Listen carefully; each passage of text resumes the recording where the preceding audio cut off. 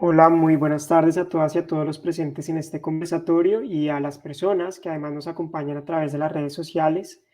Este conversatorio que ha decidido denominarse El Estado colombiano en deuda con la niñez, que a su vez hace un análisis de las recomendaciones del Comité de los Derechos del Niño, en particular al Estado colombiano, y se hace referencia a los hallazgos del informe final de la Comisión de la Verdad. El volumen No es un mal menor, niños, niñas y adolescentes en el conflicto, tiene como objetivo dialogar y compartir con jóvenes alrededor de los hallazgos de la Comisión de la Verdad sobre las afectaciones de las niñas y los niños y las estrategias para el cumplimiento de las recomendaciones emitidas tanto por el Comité como la incidencia internacional a través del informe alterno del Comité de los Derechos del Niño y de las Niñas de las Naciones Unidas. Para cumplir ese objetivo que se ha planteado para el desarrollo de este conversatorio, hoy nos va a acompañar Diana Brito, quien es directora en conocimiento de la Comisión para el Esclarecimiento de la Verdad y Coordinación del capítulo sobre niños y niñas y adolescentes en el conflicto armado de la Comisión de la Verdad. No es un mal menor. Diana Brito nos explicará un poco la elaboración de este capítulo y nos contará un poco también sobre las formas de violencia y las causas identificadas que afectan a las niñas y los niños y afectaron a las niñas y los niños durante el conflicto armado, particularmente el periodo de estudio de la Comisión de la Verdad. Asimismo, durante el conversatorio nos acompañará Nicolás Suárez, que hace parte del Taller Sur, Plataforma Tres Voces. De igual manera, María Alejandra, que es integrante del Centro de Atención Psicosocial CAPS y también integrante de la Plataforma Tres Voces. Ellos, ella y él, desde sus experiencias y liderazgos juveniles, hablarán de los procesos de resistencia y resiliencia que tienen y usan como jóvenes para enfrentar las formas de violencia y las afectaciones del conflicto armado. Asimismo, desde la moderación, quien les habla, estaré acompañando yo, soy Alejandro Rodríguez, abogado de Asuntos Internacionales y Niñez de Humanidad Vigente, Corporación Jurídica. Antes de darle la palabra a Diana Brito, quisiera hacer una introducción y una descripción de los procesos de evaluación que realizamos las organizaciones de derechos humanos, sobre todo en materia de cumplimiento de las obligaciones internacionales ante diferentes órganos, particularmente las Naciones Unidas. Así quisiera mencionar brevemente tres temas, pues que en este conversatorio se enmarca precisamente el proceso de presentación de informes alternos, en particular al Comité de los Derechos del Niño, en el cual, de manera breve, el comité revisa el cumplimiento de las obligaciones internacionales adquiridas por el Estado colombiano, en particular las adquiridas a través de la ratificación de la Convención de los Derechos del Niño y su protocolo facultativo. El primer punto que quisiera resaltar es la importancia de estos escenarios para la defensa de los derechos de las niñas y los niños. Este espacio de revisión y de presentación de informes por parte de tanto el Estado colombiano como de otros órganos y otras entidades interesadas, como por ejemplo la sociedad civil, pretende la evaluación de las medidas que se han realizado por parte del Estado colombiano con respecto al respeto, garantía y protección de los derechos de las niñas y de los niños, que, como sabemos por su edad, se encuentran en especial situación de vulnerabilidad. En este sentido, el Comité de los Derechos del Niño tiene como insumos el informe presentado por el Estado, que en el caso colombiano fue presentado hace un año, más de un año, en agosto del 2021. También información presentada por organismos de Naciones Unidas y aquí viene nuestro rol desde la sociedad civil, que presentamos informes alternos al presentado por el Estado. Lo importante de la participación de la sociedad civil es que le permite al comité tener información real desde, por ejemplo, los territorios, tener información sobre hechos, experiencias, tener o recolectar información con voces de niñas y niños, que es lo más relevante cuando se presenta informes, datos, resultados de investigación, entre otros. De esta forma, los informes alternos contribuyen a un proceso de evaluación no solamente democrático a partir de la recolección de ideas o de recolección de información de diferentes partes, sino que responde a una realidad y necesidades de la niñez del país. Así, el comité tendrá o tiene elementos suficientes para la elaboración de recomendaciones que sean idóneas y que se adecuen a la situación de la realidad del país. De hecho, muchas de las recomendaciones del comité en sus observaciones finales, que es el resultado de esta evaluación de informes, son el resultado de esta información presentada por las organizaciones de la sociedad civil que pues presentaron en sus informes alternos, por ejemplo. El segundo aspecto que también brevemente quisiera mencionar es que algunas de las percepciones generales es alguna de las percepciones generales que tenemos acerca del informe que fue presentado por el Estado, como les mencioné el año pasado. En primer lugar, es que es evidente que el informe no fue elaborado con la participación de las niñas y de los niños, y tampoco fue mencionado así por el Estado en este documento que fue presentado al Comité de los Derechos de la Niña, de los Derechos del Niño de las Naciones Unidas. En segundo lugar, otra preocupación que notamos desde la sociedad civil es que se abarcaron superficialmente muchas de las recomendaciones emitidas por el comité en el 2015, espacio en el cual además se reiteraron varias recomendaciones de periodos de revisión pasadas. Y finalmente, muchas de las observaciones presentadas no correspondían a la realidad. Solo por mencionar algunos ejemplos, la situación de migrantes fue abarcada de manera superficial. Los temas del conflicto armado desconocieron la situación de violencia que permanece en diferentes territorios. Otro aspecto que notamos con preocupación fue la ausencia de medidas efectivas para contrarrestar la impunidad frente a hechos generales de violencia y también frente a hechos relacionados con violaciones de derechos humanos en el marco del conflicto armado que persiste. Por ejemplo, también su silencio frente a los hechos que ya conocemos de bombardeos en campamentos donde se encuentran reclutadas y reclutados niñas y niños, hechos de protesta que también estaban en el marco del periodo de evaluación por parte del Estado, entre otros que podríamos seguir enumerando. Por esta razón, desde la plataforma, también desde Humanidad Vigente, la articulación con diferentes organizaciones, hemos realizado un ejercicio de articulación e investigación desde diferentes aspectos para identificar situaciones estratégicas y de relevancia contextual para posicionar el escenario, o para posicionar más bien en el escenario del comité, es decir, que el comité las tenga en consideración. Por esta razón hemos identificado al menos 3 temas generales por desarrollar. El primero el primero son las violencias relacionadas con el conflicto armado.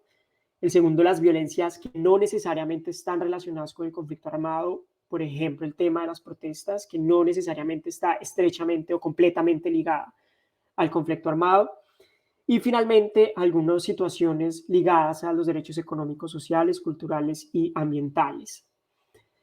Sobre este punto, quisiéramos detallar algunos aspectos, como el incumplimiento de las recomendaciones relacionadas con la prevención del reclutamiento forzado o forzoso, la denegación de la existencia de acciones cívico-militares en el territorio colombiano en el que se evidencia la participación de la niñez en actuaciones de este tipo, el mantenimiento de las altas cifras de impunidad en los delitos consagrados, por ejemplo, en el protocolo facultativo, los asesinatos de niñas y niños en el marco del conflicto, y además de eso, y sin el ánimo de entrar en mucho detalle, al menos en este momento, sobre todo por cuestiones de tiempo, es que desde las organizaciones hemos identificado puntos estratégicos que consideramos relevantes para incorporar en las recomendaciones que emitirá el comité en temas como violencia contra niñas y niños en el marco de las protestas, como lo he mencionado en un par de ocasiones, asesinatos por bombardeos, como también lo mencioné, o la necesidad de abordar los impactos emocionales y transgeneracionales del conflicto armado, como fue abarcado, por ejemplo, en el capítulo de No es un mal menor, por parte de la Comisión para el Esclarecimiento de la Verdad. Y sobre este punto, no exclusivamente, pero es uno de los puntos que tiene que ver con este informe, nos va a detallar un poco más Diana Brito más adelante, pero antes de darle la palabra a Diana Brito, quisiera darle el paso a un video realizado por las niñas y los niños en coordinación con FUNSAREP sobre la elaboración de informes por parte que contiene las voces de las niñas y los niños en este periodo de presentación de informes alternos al comité. Entonces, no sé si Paula me ayuda para la proyección del video. Por favor.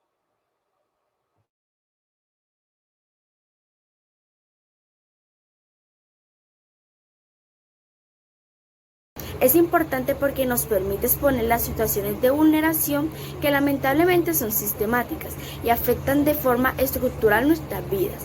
Lo vemos como un canal para interlocutar con estos espacios para que el Estado se comprometa a garantizar de forma integral nuestros derechos. Mi experiencia de participación en la construcción del informe alterno fue maravillosa y a la vez cargada de muchas emociones. Me permitió conocer otras realidades, voces y observaciones de niñas y niñas de muchas zonas de Colombia.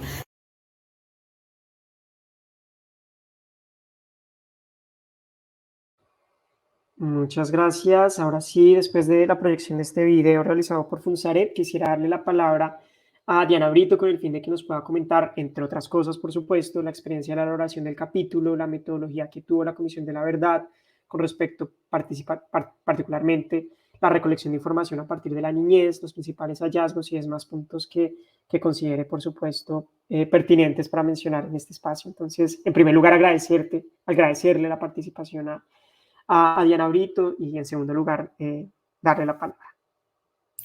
Bueno, Alejandro, mil gracias. Un saludo muy especial a ti, a Nicolás, a Maleja, a todas las personas que están conectadas y pues a la plataforma, porque creo que es un espacio fundamental para un tema que ha sido bastante invisible en este país e ignorado, que es la situación de los niños y niñas, no solo en el marco del conflicto armado, sino en general. Pues lo primero, creo que tengo un tiempo muy corto, me ayudas si me estoy extendiendo, pero lo primero que quiero resaltar es que el informe de la Comisión de la Verdad es un informe del Estado. La Comisión de la Verdad tiene esa particularidad, surge en el marco del acuerdo de paz con la guerrilla de las FARC, pero tiene el carácter estatal y eso es lo que hace tan relevante un trabajo de una comisión de la verdad, que aunque son personas de la sociedad civil las que lo van a integrar, pues finalmente son representantes del Estado porque tenemos ese carácter de funcionarios y funcionarias públicas. Entonces yo creo que aquí la plataforma tiene un insumo realmente muy valioso para el trabajo que vienen adelantando de incidencia. La metodología del informe fue una metodología inductiva. Ha pasado, digamos que desde que presentamos el informe en algunos espacios nos preguntan cuál es la diferencia entre esto y la memoria histórica. Y la diferencia es, por un lado, que esto, pues como les digo, tiene el carácter estatal, pero por el otro es que la memoria histórica es el principal insumo del que se nutre un informe de una comisión de la verdad. Todos los relatos, todos los testimonios, todos los informes, todos los casos que nosotros recibimos forman parte de ese acervo documental y ese acervo de información que nos permite hacer el informe. Fue una metodología inductiva. ¿Eso qué quiere decir? Que nosotros no fuimos a confirmar teorías, sino que de una escucha amplia que llegó a ser de más o menos 14.500 testimonios que se traducen en más o menos 30.000 voces, decantamos de qué nos hablaban esas voces cuando hablaban de las experiencias de las infancias y de las adolescencias. En particular, que hablaron de experiencias en la niñez o en la adolescencia fueron 2.744 testimonios. Es decir, 2.744 relatos nos hablaban de violencias o de experiencias acontecidas en el marco del conflicto armado. También es importante contarles que la comisión hizo un esclarecimiento desde el año 1958 hasta el momento actual, porque determinó en 1958 como el momento hito de partida, no porque antes no hubiera violencia, sino porque en ese año se publicó un informe de una comisión de la verdad que trató de esclarecer lo que pasó en el marco de la violencia de los años 40. Entonces, digamos que hasta ahí ya había un esclarecimiento, pero lo que hemos visto es que pues él no solo continuó, sino que cada vez recrudeció más la guerra. Y esa en el fondo era la gran pregunta de la Comisión de la Verdad, porque la guerra se repite, desmovilizamos cantidades de grupos armados, hacemos acuerdos de paz con los unos con los otros, pero la guerra de alguna manera continúa. Entonces nuestra gran tarea era identificar esos elementos que estaban en la base, que hacen que se pueda reciclar permanentemente. Hablamos en esos 2.744 testimonios, 1.601 eran víctimas directas, es decir, personas que nos hablaron de lo que efectivamente les pasó a ellas. Y aquí hay un asunto importante que resaltar, es que la mayoría de esas voces eran gente adulta, porque como estábamos esclareciendo un periodo de tiempo tan largo, muchas de las personas que nos dieron su testimonio, pues hoy en día ya eran gente tan vieja como yo o más. Entonces, pues nos hablaban de lo que les pasó en esa época y efectivamente voces de niños, niñas y adolescentes tomamos en el capítulo 44. También recibimos informes y recibimos casos porque nuestro llamado era que esto fuera una investigación en la que pudiera haber una gran participación. y recibimos 31 bases de datos que hablaban de lo que les pasó a niños, niñas y adolescentes. La pregunta entonces que teníamos en la investigación es qué ha significado para más de 3 generaciones de niños, niñas y adolescentes crecer en un contexto de conflicto armado. Entonces, bueno, algunos datos generales de lo que encontramos en términos de la violencia contra niños, niñas y adolescentes es que 64.084 niños, niñas y adolescentes fueron asesinados y asesinadas durante el conflicto armado. Esto es, el periodo es 1985-2018 porque antes del 85 los registros no eran realmente recuperables. Que 28.192 fueron desaparecidas o desaparecidos también en el periodo entre 1985 y 2016, que 6.496 fueron secuestrados, esto en el periodo entre 1990 y 2018, y que 3.049.527 fueron víctimas de desplazamiento forzado entre el año 1985 y 2019. Y que 16.238 fueron reclutadas o reclutados entre 1990 y 2017. Esas pues las cifras gruesas. Hicimos un trabajo estadístico muy relevante, muy valioso, logramos recoger más de 560 bases de datos y este ejercicio sobre estos 5 tipos de violencia lograron consolidar bases de datos únicas ya para el país depuradas que son muy valiosas. De los, digamos, de la escucha amplia, entonces, ¿qué hicimos? Nosotros recogimos todas esas 2.000 y pico de voces, escuchamos cada testimonio y empezamos a clasificar de qué nos hablaban, porque como les decía antes, nosotros no fuimos a investigar sobre un tema particular, sino que queríamos saber de qué nos hablaba la gente. Y encontramos, por ejemplo, que uno de los temas fueron las ausencias y las orfandades. Es decir, muchas personas que nos hablaban de que en su infancia o en su adolescencia perdieron a su papá, a su mamá, al adulto o adulta cuidador, o tuvieron que vivir alejados de ellas, incluso pues por el mismo tema del secuestro, cuando eran ellos o ellas las víctimas. Otro tema que nos emergió allí fue el tema, bueno, también en lo de ausencias y orfandades, no solo era por quienes fueron asesinados, les asesinaron sus padres o sus madres, las desaparecieron, o incluso quienes fueron hijos o hijas de combatientes de la fuerza pública o de cualquier grupo irregular. Eso fue muy impactante porque eran historias que mostraban cómo sus vidas quedaron marcadas por el ejercicio, digamos, de participar directamente en la guerra por parte de sus padres o sus madres. Y obviamente el secuestro, que también tiene un tratamiento especial en lo que tiene que ver con ellos y ellas, porque pues fue muy, muy impactante, por ejemplo, encontrar que durante el año 2000 en el país estaban secuestrados en la ciudad de Cali solamente 52 niños y niñas ese mismo año. Entonces, cómo los niños y la niña fueron también botín de guerra en esto. Otro tema que emergió muy fuertemente fue el desplazamiento, que si bien sabemos que es la violencia que más víctimas tiene en la contabilidad del país, fue muy impactante saber que más o menos el 46% de las personas que han vivido el desplazamiento forzado por primera vez lo vivieron siendo niños, niñas o adolescentes. Esto es supremamente pues llamativo porque nos habla de que como la mayoría de los desplazados y desplazadas han salido del campo, nos habla de que este es un país que se ha quedado sin niños, niñas ni adolescentes campesinos y por lo tanto no hay una nueva generación que renueve el trabajo y el campesinado. Y pues también habla de que deberíamos mirar muy bien las políticas, pero ahorita me detengo un poquito más, de retorno, cómo está contemplando la posibilidad de que atiendan a estos niños, niñas y adolescentes. Otro que hoy en día, pues la mayoría obviamente son ya gente adulta. Otro tema que nos emergió de la escucha, el tercer tema, fue el de las escuelas. En los relatos encontrábamos con mucha frecuencia que decían yo iba para la escuela o eso pasó en la escuela o fue alrededor de la escuela o los actores armados llegaron a la escuela.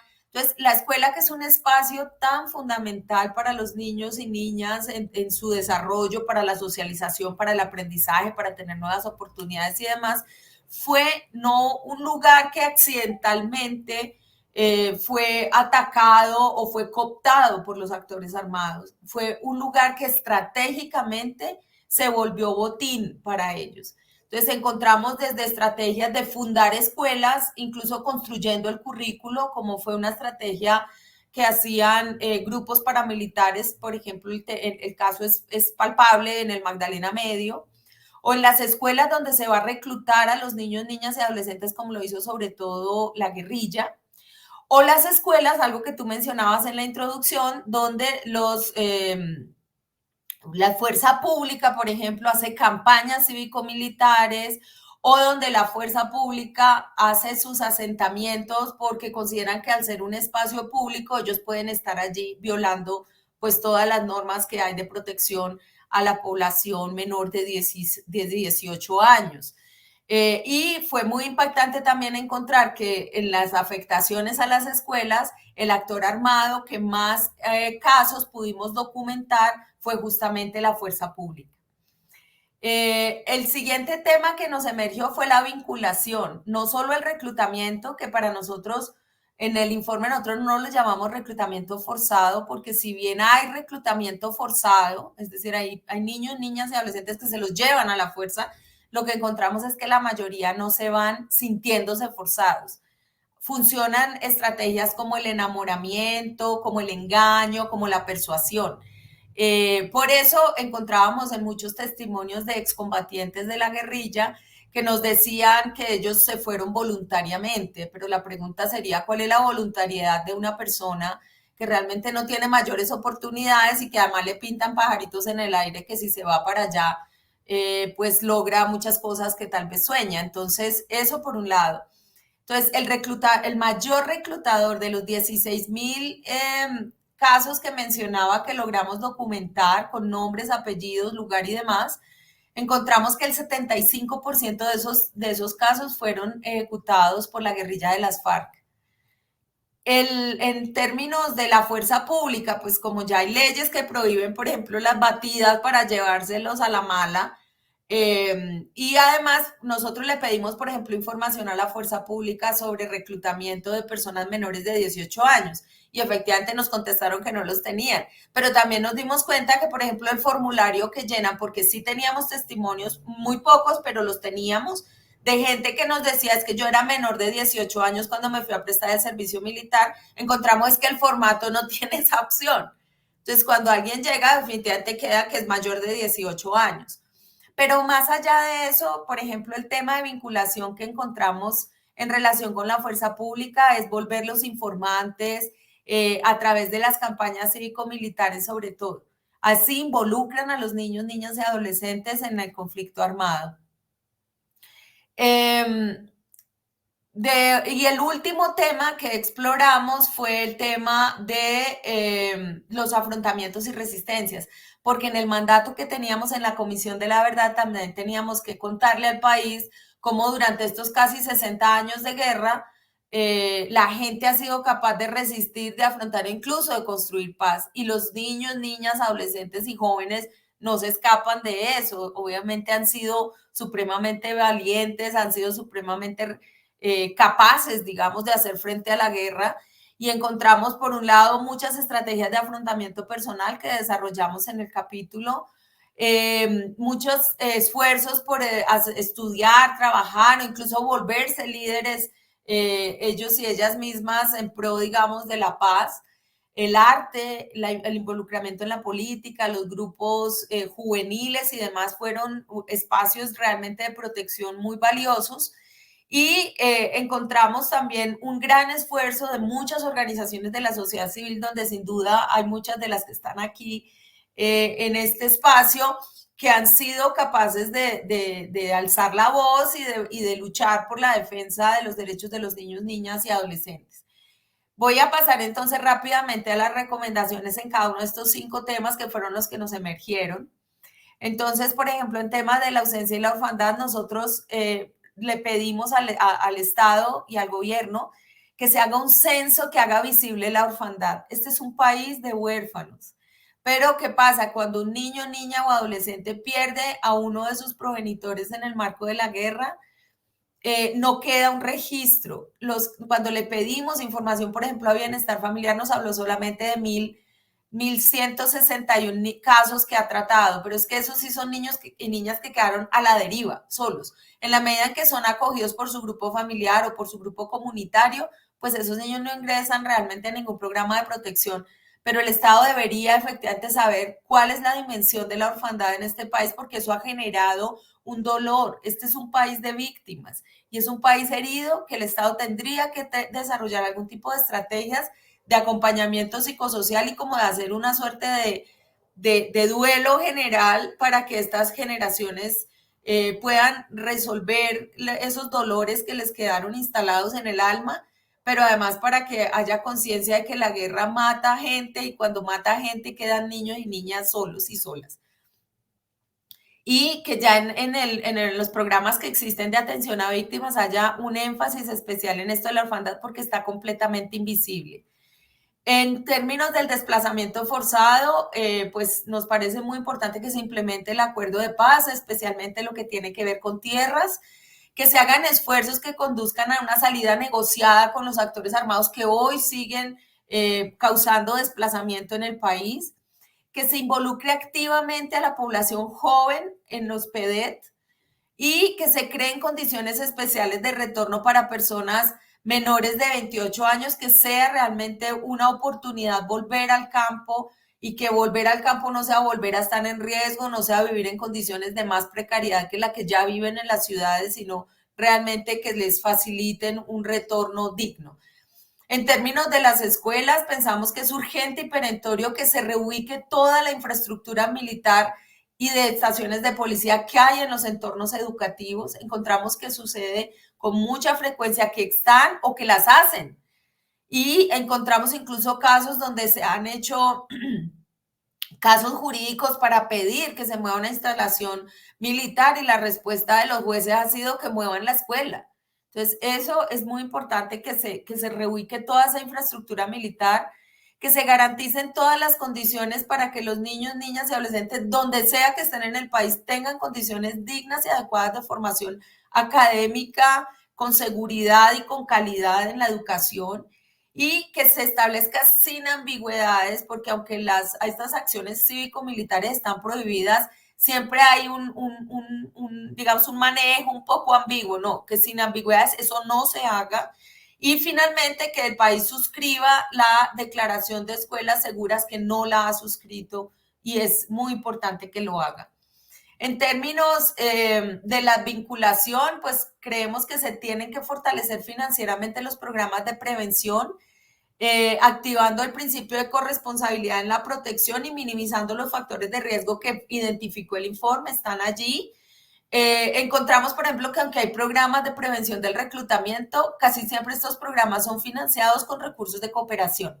El Estado tiene que sacar recursos y darle sostenibilidad a esos programas y que cree un programa destinado a recuperar los niños, niñas y adolescentes que están en este momento siendo reclutados o están en las filas, porque no pueden ser considerados máquinas de guerra, como fue desgraciadamente dicho por el anterior ministro en el gobierno que terminó recientemente, sino que hay que ir a rescatarlos, ellos son víctimas.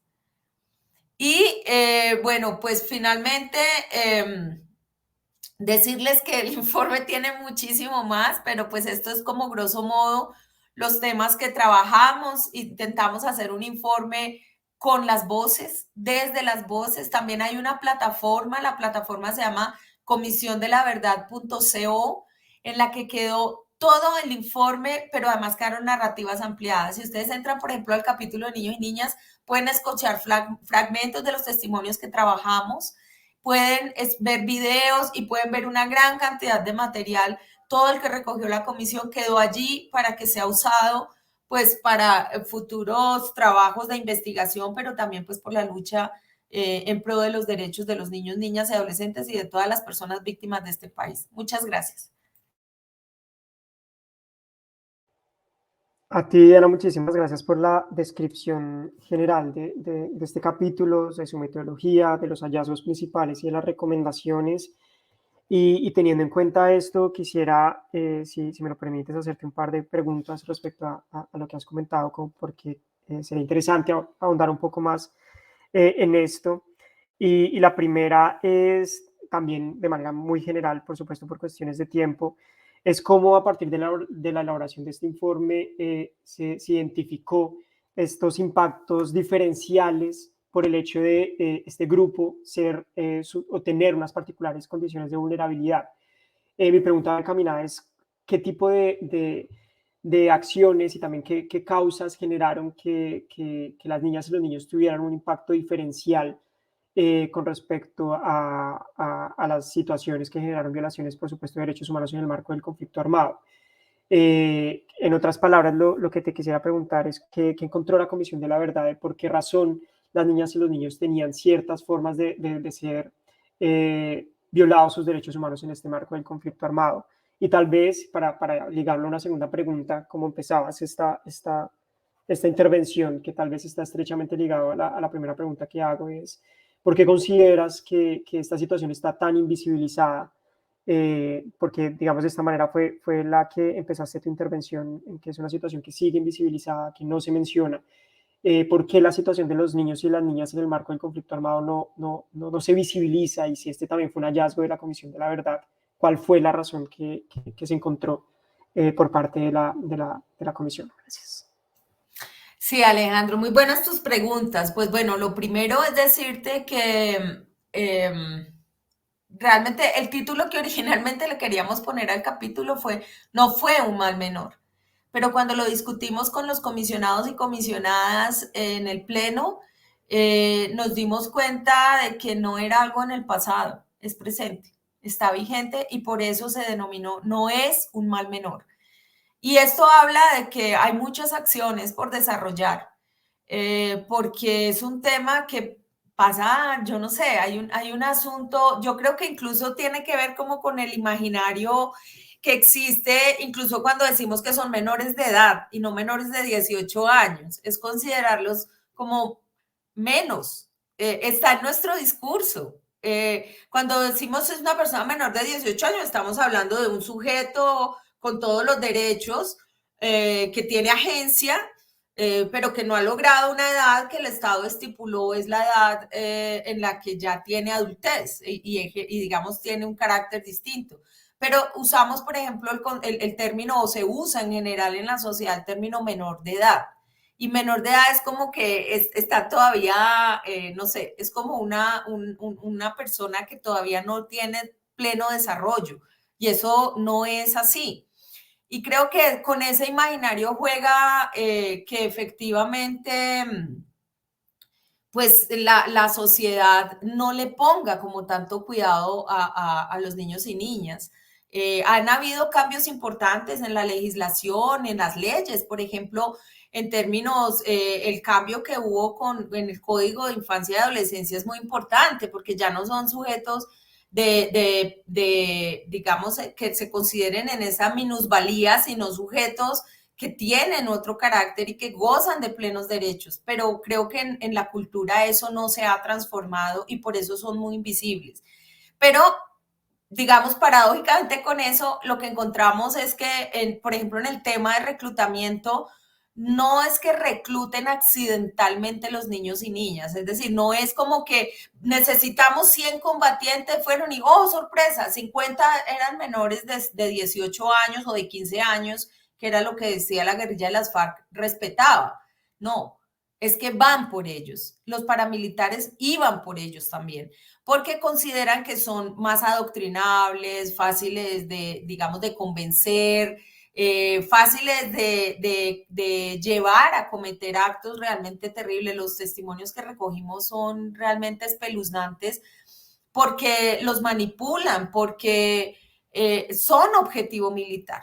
Es menos costoso, incluso los niños y niñas a veces no tienen una noción muy clara del dinero y cuando les ofrecían, por ejemplo, paga, los embolataban fácilmente. Una persona con más años, digamos, con más conciencia de eso, no lo permitiría. Entonces, encontramos que los niños y niñas sí eran un objetivo militar y sí hay una intención de llevárselos, y allí en el capítulo describimos muy bien cómo son esos, pero ya dentro del grupo son tratados como si fueran personas mayores de 18 años. Tienen las mismas tareas, la misma carga, los mismos, digamos, responsabilidades, lo cual es también muy, muy complejo, porque si bien son sujetos de derecho y tienen agencia, todavía no tienen una edad en la que puedan asumir incluso físicamente muchos de los riesgos y de lo que implica estar allí. Entonces, realmente te quiero decir que a todos los que trabajamos en el capítulo, el corazón nos quedó supremamente apachurrado después de oír estas historias tan crueles y tan difíciles. ¿Por qué pasa eso? Pues nada, yo me atrevo a lanzar de que hay un asunto desde la cultura. El informe de la Comisión de la Verdad también trata este asunto de la cultura, de cómo el racismo, porque también encontramos que hay temas de racismo en lo que tiene que ver con los niños y niñas. La comisión trabajó con 4 enfoques. Uno era el enfoque de género, otro el étnico, otro el enfoque de participación y el psicosocial. Y por ejemplo, en el de género y en el étnico encontramos marcadas diferencias, o sea, preferir, por ejemplo, los niños, las niñas o los adolescentes de cierto pueblo étnico por considerarlo más fuerte o no sé, o sea, realmente era una situación muy compleja y una situación de una violación rotunda de los derechos humanos. Juega el racismo, juega el clasismo, juega el patriarcado, juegan muchos otros elementos que están muy instalados en nuestra cultura y que hace que de alguna manera niños, niñas y adolescentes sean considerados como de menos valor, como que no hay una pérdida realmente allí. Es de un desprecio muy profundo que yo creo que esta sociedad se tiene que pensar a fondo esa manera tan cruel en la que mira y trata a los niños y niñas.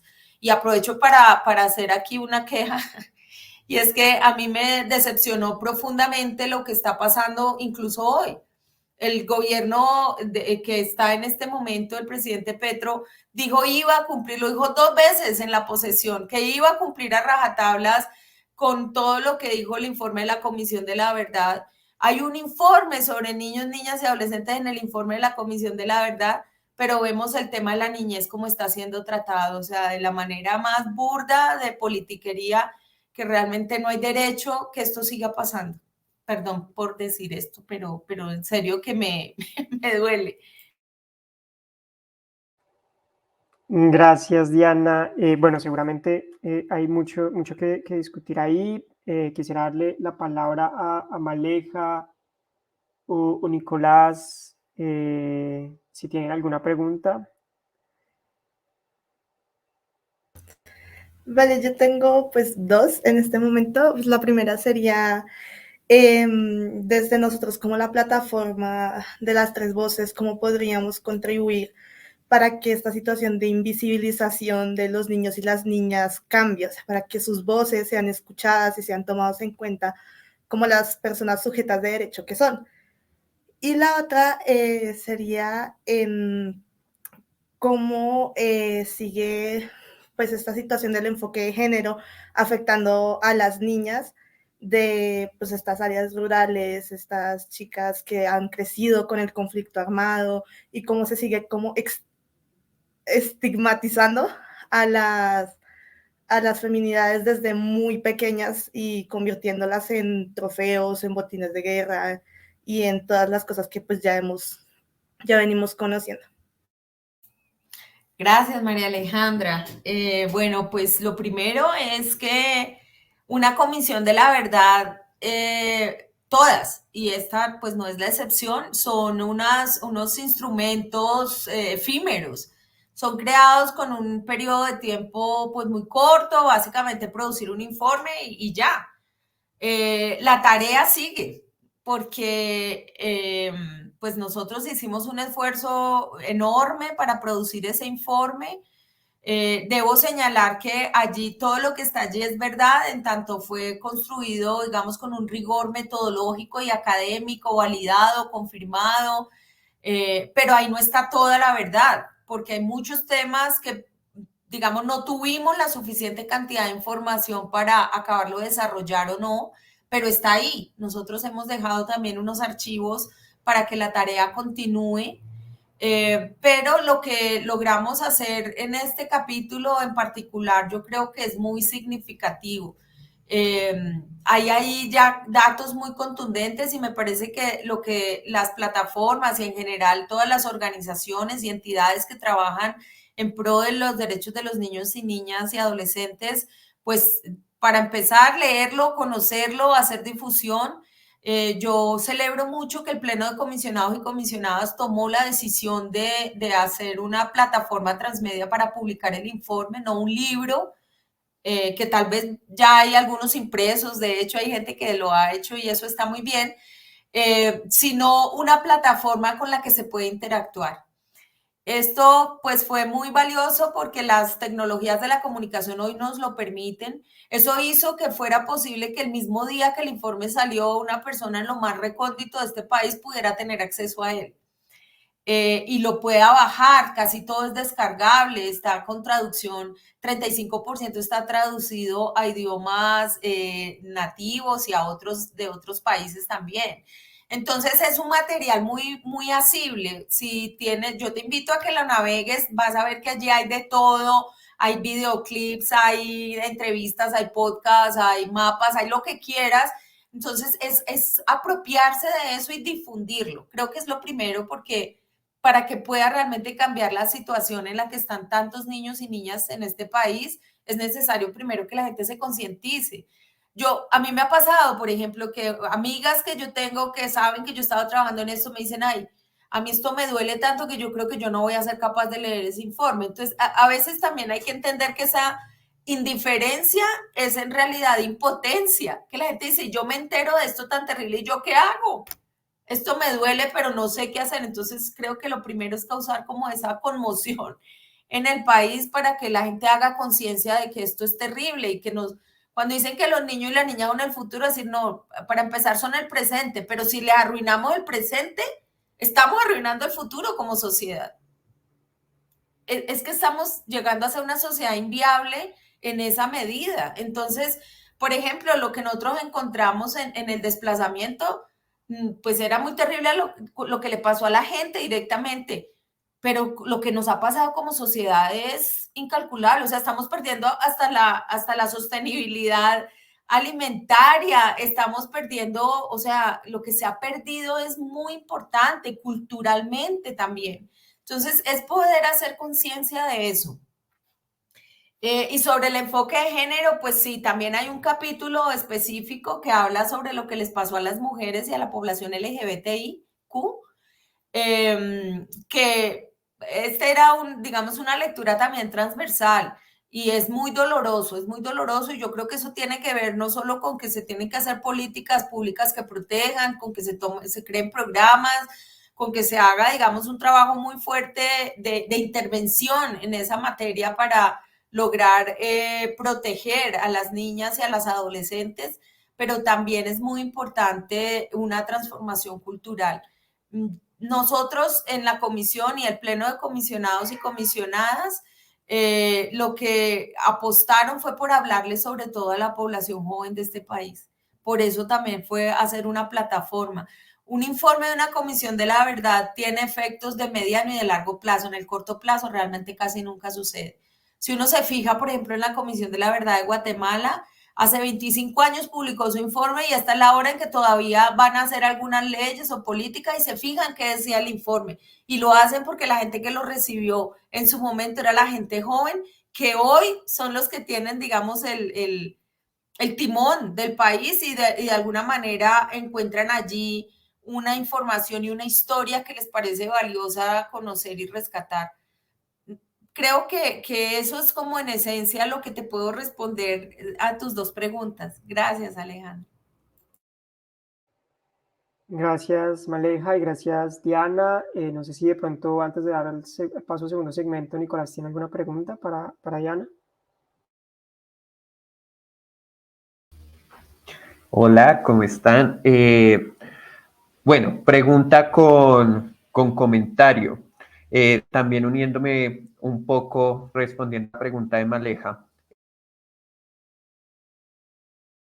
nosotros, precisamente, Plataforma Colombiana por el Protagonismo de Niños y Niñas, notando esa preocupación de esta sociedad, llamémosla adultocéntrica, pues buscamos estrategias desde todas las organizaciones, pues en este momento estamos 3 organizaciones presentes, sin embargo vemos que somos muchas más, buscar esas estrategias que nos permitan darle una voz y una relevancia y una incidencia a los niños y niñas. A mí me preocupa tanto con los informes de la comisión como con el informe alterno, tema que estaré cómo hacer esa realización y de la divulgación de como sociedad colombiana realizada la violencia. ¿Esto qué hace? Informes de derechos humanos o no tengan el impacto en la población civil, que es la misma víctima, como lo tendría, por ejemplo, en instituciones, en organizaciones o en institutos, instituciones educativas.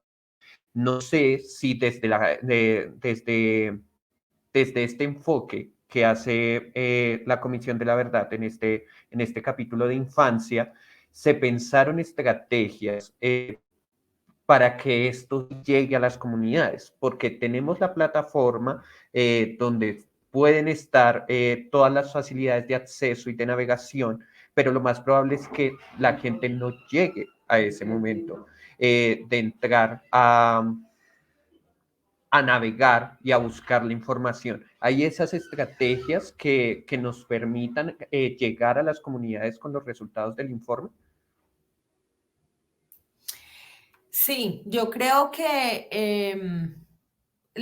así como en el proceso, digamos, de negociación con la guerrilla de las FARC, el país es un esfuerzo de aprendizaje de muchos otros procesos para tratar de lograr, digamos, implementar lo que había sido exitoso, pero también resolver lo que no había funcionado en otros lados. Yo creo que en el tema de la Comisión de la Verdad también lo que hicieron los comisionados y comisionadas en su primer momento fue reunirse con gente de muchos otros países que había tenido la posibilidad de participar en un informe de una Comisión de la Verdad para decantar esos aprendizajes. Y, por ejemplo, lo que sucedió usualmente era que se hacía un informe escrito y ya. Y ese informe, pues obviamente podían sacar miles y miles y miles de ejemplares, pero eso no le llegaba a todo el mundo. Entonces nosotros optamos sí por hacer un documento escrito porque existe, pero ir más allá, también porque mucha gente no tiene la capacidad, digamos, de sentarse a leerse toda cantidad de hojas, no le interesa, pero sí quiere saber qué decía el informe. Entonces, por eso la plataforma es el documento, pero también es una gran cantidad de relatos y demás que pone, digamos, en un lenguaje mucho más asequible a la población. Por otra parte, hicimos mucho trabajo durante el periodo de trabajo de la comisión con diversos públicos. Por ejemplo, se creó un grupo que se llama Generación B+, en el que están involucrados jóvenes de todo el país, tiene más de 2.500 integrantes y ellos siguen invitando y convocando gente que está haciendo trabajo en escuelas, que está haciendo trabajo en comunidades y demás de difusión del informe. También se trabajó con maestros en unos laboratorios donde teníamos maestros de todo el país y ellos también y ellas están llevando a las aulas el trabajo de la comisión. En la plataforma también hay, yo les decía, el material, todo el material de la plataforma es descargable. Allí también hay material pedagógico sobre cómo trabajar incluso con niños de las edades más tempranas, con jóvenes, con adolescentes, cómo llevarlo a la universidad y demás. Entonces, versus otras comisiones de la verdad, nosotros tenemos pues un menú, digamos, muy amplio y la internet, claro, pues puede ser que alguien en una escuela rural no tenga allí mismo el computador para verlo, que supongo que es a donde tú estás apuntando, pero cualquier maestro o maestra en un kiosco Vive Digital, que los hay en todo el país, puede descargar el material. Yo creo que internet es lo más democrático que podemos tener para difundir información. De hecho, este escenario, esto en otro tiempo lo estaríamos haciendo en un salón, 30 personas. En este momento yo no sé cuántas están conectadas, pero tiene la posibilidad cualquier persona en el país de vincularse, de ver y entender. Incluso queda colgado para que si no lo pudo ver hoy, lo pueda ver después o cuando tenga internet. Entonces, realmente que no tenga alguien una red en este momento en algún lugar, no es el obstáculo, digamos, para que no pueda entrar a conocer el informe de la Comisión de la Verdad, porque ese va a estar allí y lo va a seguir teniendo. También en ese sentido, pues se han dejado todas las herramientas y los grupos, la población civil es la que se ha apropiado del informe, ya es de ellos y de ellas. Y todas las organizaciones están en la tarea, pues, de difundirlo, de discutirlo, de conocerlo y de seguir con él adelante. Gracias. Gracias, Diana, y gracias, Nicolás, también por la pregunta, ya también por cuestiones de tiempo, aunque seguramente hay muchas más preguntas y muchas más discusiones que tienen alrededor de los hallazgos, las recomendaciones del informe de la Comisión de la Verdad. Quisiera entonces dar paso a la siguiente sección de este conversatorio a partir de la proyección de un par de videos, el primero que está relacionado con la presentación de informes alternos por parte de la plataforma, destacando particularmente de este video el rol de la niñez en esta elaboración. Entonces, te agradecería mucho, Paula, por favor.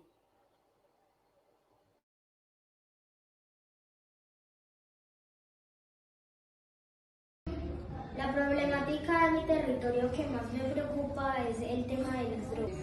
En mi barrio hay muchos lugares en donde se venden estas sustancias. Entonces, la manera en que esto afectaría a los niños y a las niñas es que hay muchos niños que también venden en las calles o la consumen. Me preocupa mucho la inseguridad. La inseguridad nos afecta porque no podemos salir a jugar sin un adulto responsable y si por ejemplo mi mamá trabaja no puedo salir. Entonces eso no solamente me pasa a mí, sino a muchos niños y niñas que también viven pues, en el barrio.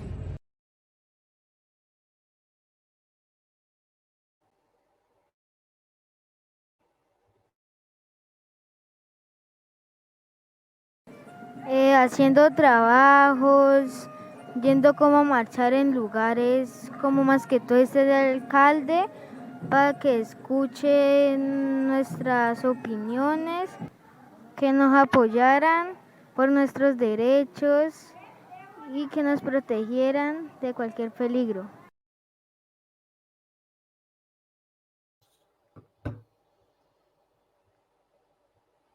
Muchas gracias, Paula, por tu colaboración en la proyección de los videos.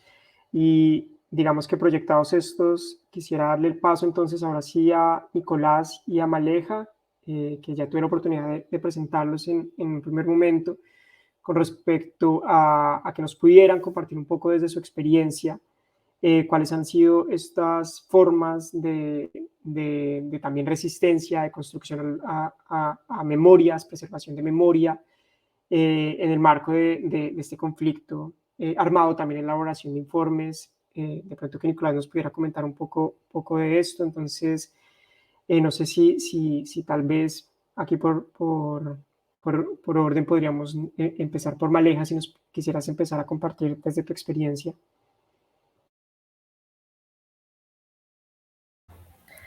Vale, pues desde el Centro de Atención Psicosocial CAPS se les ha brindado a los chicos y chicas desde hace muchos años la posibilidad de tener como un espacio seguro donde pueden expresar sus preocupaciones, sus afectaciones sociales, donde nos pueden comentar como qué cositas dentro de la sociedad ellos se dan cuenta desde sus edades tempranas que les afectan, que reconozcan y sepan cuáles son sus derechos, cuáles son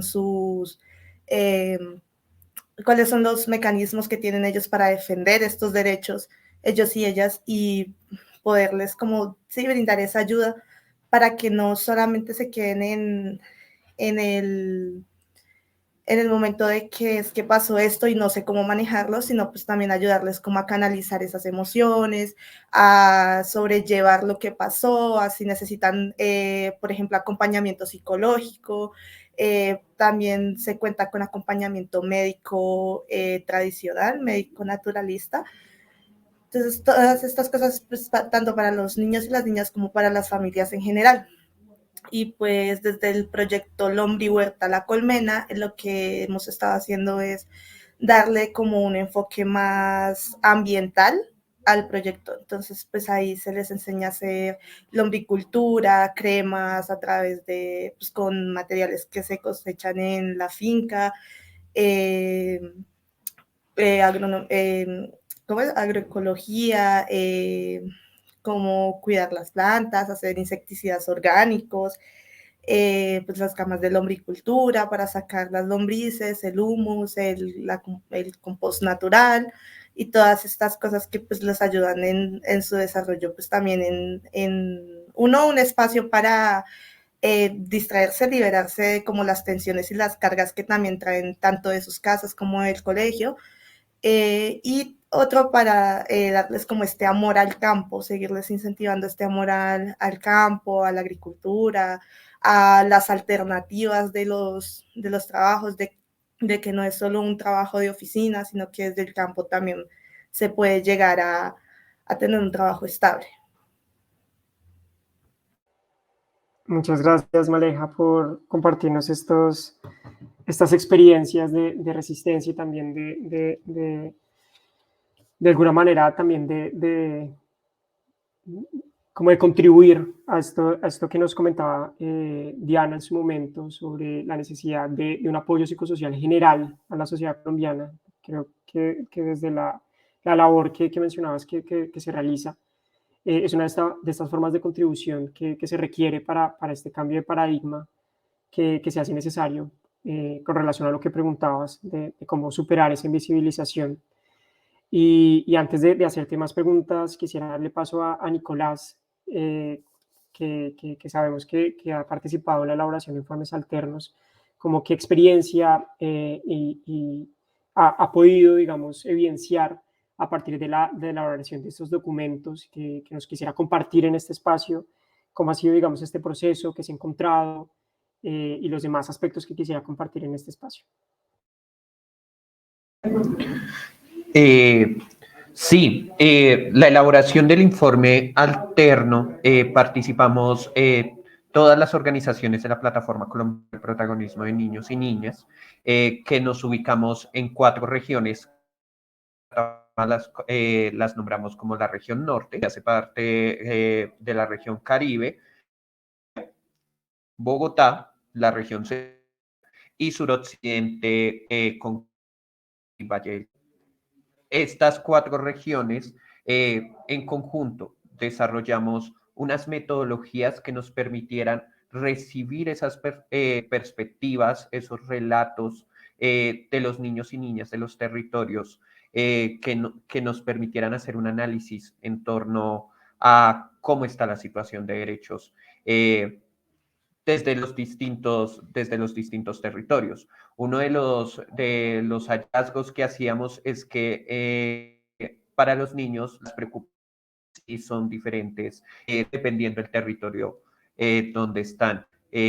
Recuerdo que hace un momento Diana mencionaba que había como que entre sus compañeros, compañeras, no querían leer cuáles eran los resultados del informe de la comisión y eso también nos pudo haber sucedido a nosotros cuando estuvimos leyendo rasgos de cada región. Yo, por ejemplo, pues de la región central, pero cuando leí los relatos de la costa, del Pacífico, del Valle y de Antioquia, pues fueron bastante reveladores, porque pensé que era una generalidad los sentires de los niños, cuando en realidad las preocupaciones son muy variadas. Entonces, nosotros escogimos unos ejes temáticos que estuvieron encaminados a medio ambiente, problemas ambientales en los territorios, género, educación y, bueno, se me puede estar escapando el último, pero más o menos en esos tres ejes nos estuvimos moviendo. Contamos con la participación de más o menos 150, 200 niños, si no estoy mal, dentro de la realización de este informe. Lo hicimos con asambleas en cada territorio que duraron entre 1 y 3 días, dependiendo del territorio, en el que buscábamos, pues, precisamente recolectar esos sentires de los niños y de las niñas. Contamos con población migrante, más o menos el 30% de la población que tuvimos en el informe alterno era población migrante en cada territorio, también con población desplazada de sus territorios, precisamente pues víctimas del conflicto, y también hacían estos análisis, los relatos, como lo mencionó Diana, como las escuelas se en lugares, centros de guerra, centros del conflicto, son desgarradores. Situaciones que también tenemos presentes en el informe alterno de la plataforma.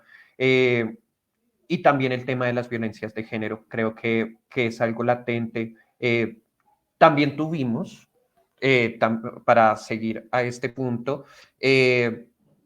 un punto de recomendaciones.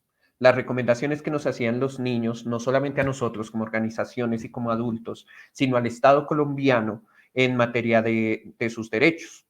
Entonces, en las recomendaciones, los niños son muy conscientes de dónde están las responsabilidades de esa vulneración de sus derechos y piden y exigen políticas públicas que garanticen sus derechos.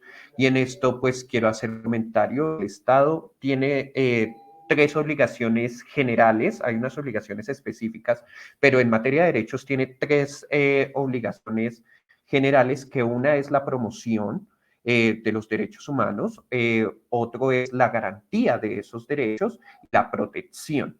Entonces, ellos lo que nos dicen es, si las políticas públicas están, no las conocemos, no las tenemos interiorizadas en los territorios, y de qué nos sirve la promoción de los derechos humanos como una bandera de protección de las infancias si no están ni garantizados ni protegidos territorios donde no hay presencia estatal o donde es el mismo recurso de las violaciones de los derechos.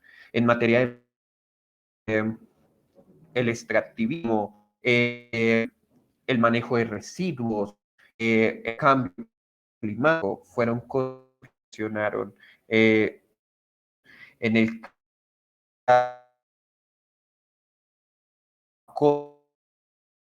con verse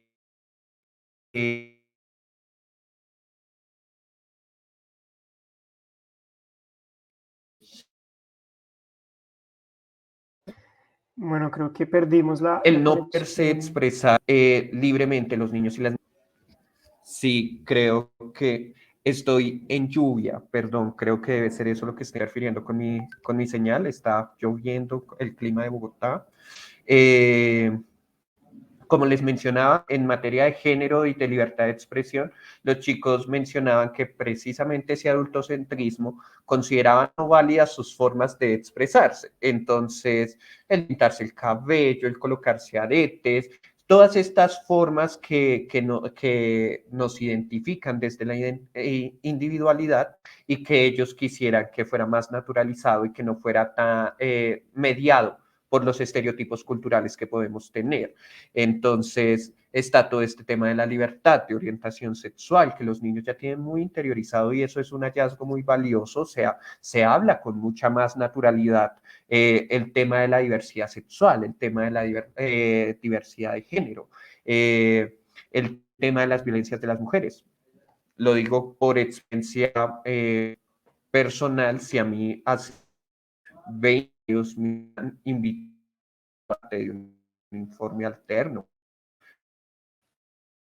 no, de alguna de las organizaciones, lo más probable no hubiera podido responder de la misma manera en cómo lo hacen los niños.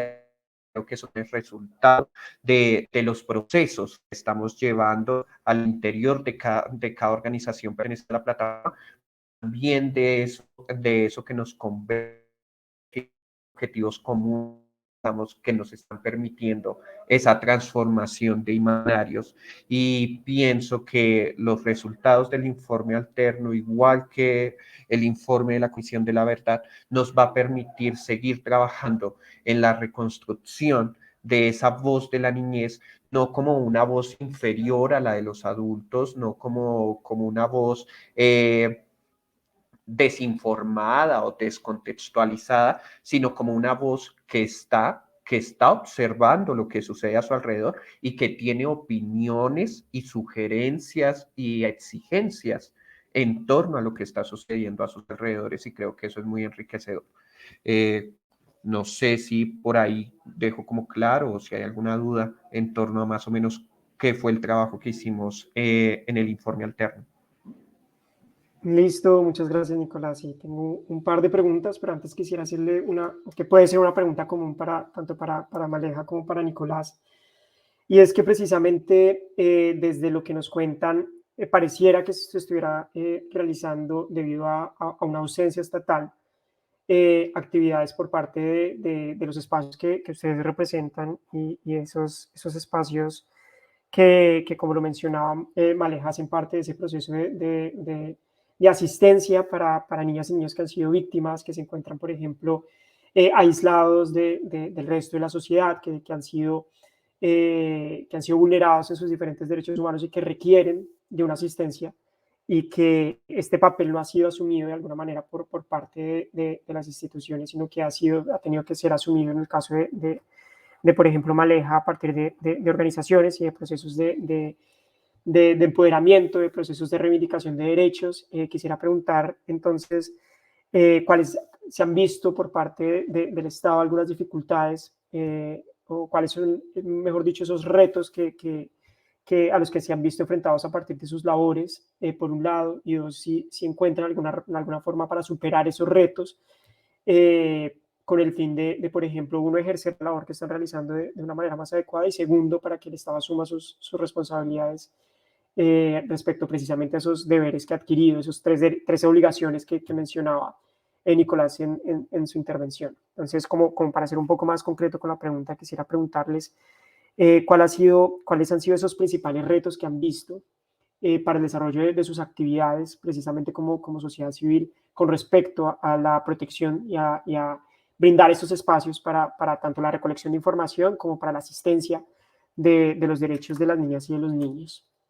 Y en segundo lugar, si tienen alguna idea de cómo podrían superarse estos retos o estos límites algunas veces, especialmente en cabeza del Estado. Entonces, no sé si quisiera empezar Maleja y luego Nicolás. Bueno, pues desde mi experiencia, la dificultad más grande que se ha tenido es la misma invisibilización. El mismo hecho de decir es que como son niños, como son niñas, entonces pues sus sentimientos, sus emociones tienden a ser como minimizadas. Entonces, ay, no, es que usted no le puede hablar de eso porque usted no lo va a entender. Y pues como decía Nicolás, ellos están todo el tiempo pendientes, todo el tiempo están escuchando, están viendo y entienden muchas cosas, pero pues hay que explicarles muchas otras, sobre todo a los niños que son pues, más pequeños, a las edades más tempranas. Entonces, pues desde la experiencia que he tenido en este ámbito, sería eso, como el problema de minimizar lo que ellos saben, lo que ellos pueden lograr entender. Muchísimas gracias, Maleja. Y no sé si de pronto sobre este punto quisiera comentarnos algo, Nicolás. Sí, no, pues yo creo, me voy a poner un poco profundo en esto. Lola Sendales, una educadora popular de este país, menciona que no hay proceso de transformación que no pase antes por la educación. Me parece que la manera de transformar esos imaginarios pues es desde la educación. Entonces es en ese momento en que el Estado debe brindar las condiciones y las garantías para que nosotros podamos llegar a todos los territorios rurales, urbanos, comunidades indígenas, para construir una verdadera cultura de paz. El Estado debe garantizar esos derechos y por eso existimos los defensores de derechos humanos, precisamente para solicitar, hey, esto está pasando, esto está sucediendo en este territorio que ha sido, como lo mencionaba Diana en el inicio, un país de víctimas. Y tenemos que sanar esas heridas y es desde el asumir la responsabilidad que cada uno y cada una tiene la participación de este conflicto armado. Con respecto a la voz de los niños, es desde el empoderamiento, cosa que hacemos acá en la plataforma. Yo siempre cuento esta anécdota con mis estudiantes. Yo soy el profe de Derechos Humanos de Taller Sur. Hubo un momento en los niños dentro de la infancia debieron dañar, no recuerdo qué, no lo tengo en la memoria, en la mente, y pues yo salí preocupado por lo que les podía pasar a ellos y sí hablé un poco fuerte en ese momento del susto, de la impresión. Y uno de los niños me detuvo y me dijo, espera un momento, no nos puedes dar así porque puedes estar vulnerando nuestros derechos. Eso, yo quedé en shock, quedé pálido porque dije, más o menos 10 años, 9, 10 años, a lo mucho, el que está cumplida. No hay nada más que hace que un niño de esa edad te pueda decir, hey, alto, puedes estarme con los derechos y yo voy a permitir eso. Y en ese momento yo dije, el trabajo está realizado. Y o sea, con ese niño tenemos que seguirlo y tenemos que seguir llegando a las infancias, no como antes le decía, como guarda silencio, deja que los adultos opinen, si es de cómo incentivamos esa voz de las infancias que están sintiendo que los atraviesa y empezar a trabajar.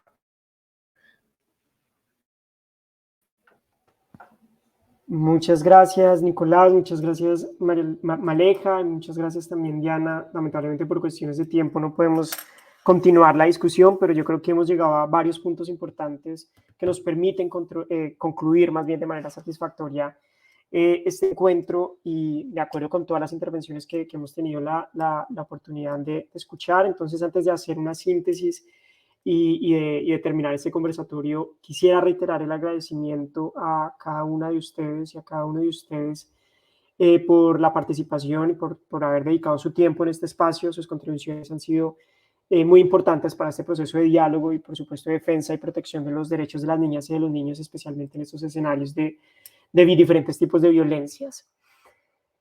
De este modo, sin lugar a dudas, uno de los puntos centrales que se ha tocado en este conversatorio y que ha sido el hilo de lo que hemos tenido la oportunidad de conversar ha sido la invisibilización de las voces de las niñas y de los niños y la necesidad de que se aborden de manera adecuada con el fin de superar causas y consecuencias respecto al tema de precisamente las violencias que sufren las niñas y los niños en el conflicto armado.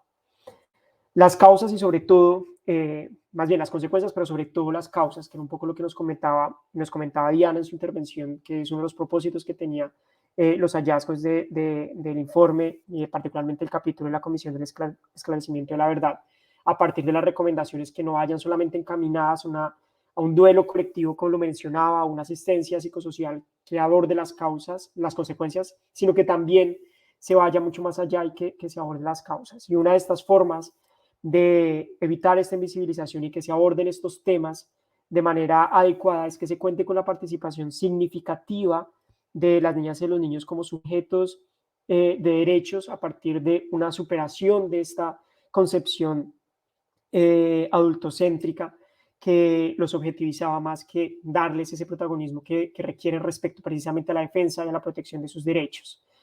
Y yo creo que aquí también se ha evidenciado, tanto en la elaboración de este informe y la intervención de Diana, como la intervención de Maleja y la intervención de Nicolás, la necesidad de que se ha tenido otros actores que no son estatales de cubrir estos espacios estatales, por ejemplo, en temas de, sobre todo, reivindicación de derechos, de recopilación de información, a pesar, digamos, que la Comisión del Esclarecimiento de la Verdad es un órgano estatal, como lo mencionaba